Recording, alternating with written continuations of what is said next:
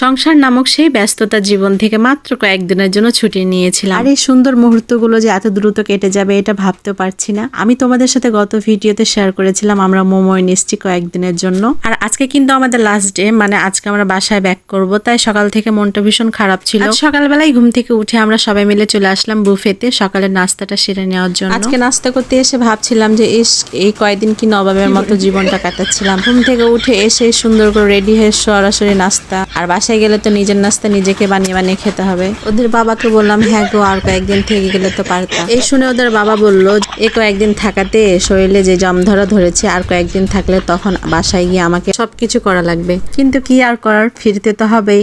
আসলে জীবনে কর্মব্যস্ততাটা না থাকলে হয়তোবা ঘোরার আনন্দটা আসবে না। জীবনে ব্যস্ততা আছে বলে হয়তোবা ঘুরতে এতটা ভালো লাগছে। ওদের বাবার খাওয়া শেষ হয়ে গেলে আমি নিজের পছন্দ মতো কিছু খাবার তুলে নিই। এদিকে তো খাওয়া শেষ করেই চলে আসলাম 1 কাপ